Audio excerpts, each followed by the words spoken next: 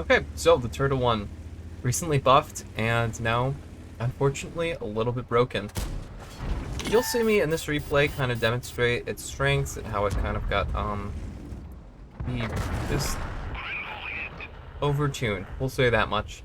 I already 3-marked this tank. I loved it beforehand. You can see I have the 3 3 marks on this, even when it was slow as shit at 24 kph. I just went for it. And I also went for it in that shot there. I have no idea how that went in, but RNG blessed me. And somehow I got it.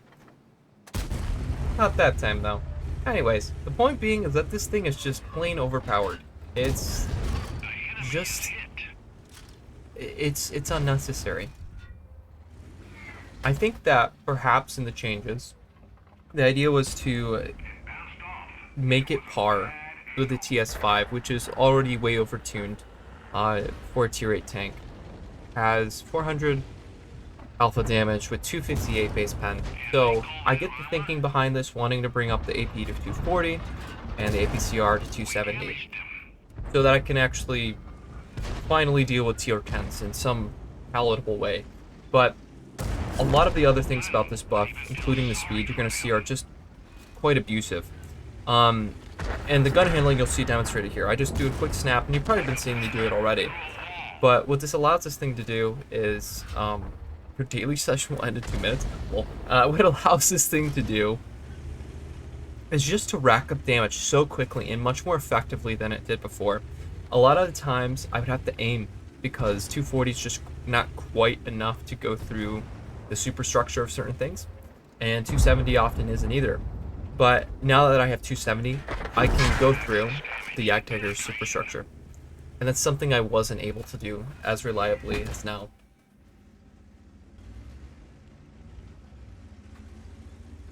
And here you'll see me make a little bit of a mistake. I'm getting a little bit cocky, knowing that I can penetrate the Jagdtiger so easily. So I shoot down on his upper plate, and I get slapped for about 600, but we win the trade getting about 690 in total, so it's okay as far as trading. But still not the best. I mean, this thing only really has effectively at most around 280 armor, even using this gun depression, so it's just gonna get slapped around by the Jagdtiger. But I wasn't really all too concerned. You'll see me here going for the T69 kill. I want to see if I can get some more damage. I see him facing the other way for the CC, or not the CC, the object 104. And here we're going to be racing for the T95 because he has about, I think he's on full hit points at this point. He hasn't taken any damage, and I want to see if I can get the tracking on him.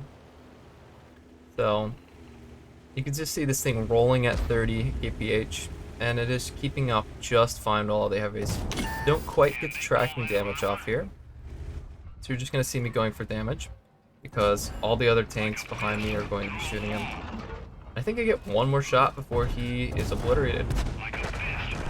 Yep.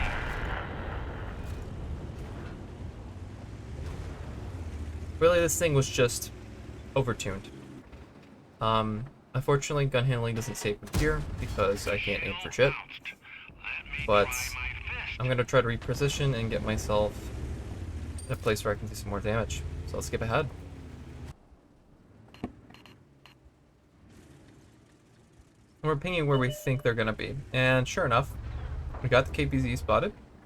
And I get one shot before he is just eviscerated. Goodbye.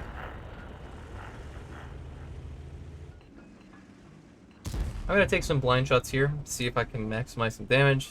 This is usually where a lot of the TDs or camping mediums will be at. I whiffed that shot in the VK.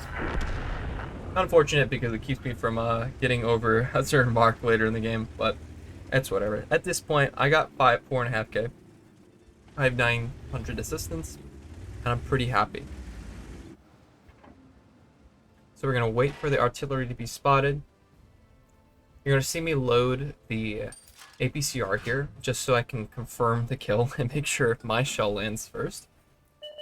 And my reaction speed here is actually pretty terrible, but somehow I actually get the kill before the Scorpion does. We're going to race towards and make sure we're in render for the Cobra and the Sturmmill. See if we can sneak in some more shots. We're going to aim, And we end up actually hitting the upper plate of the Cobra, which has like 130, so miracle hit there. But we hit him again and finish him off. We also know that Saint Emil's there because he just killed Tiger. And then we get a juicy HE shot into the side. And just like that, we have 5.9k and 900 assist. This was one of the first games I played, and it was just insane to me. It didn't need a buff, but I guess this is just the world of tanks that we have now. Let's take a closer look at the post-game results. Yeah, so bear witness. The new turtle. This is the second time I got over 5k on this map in particular.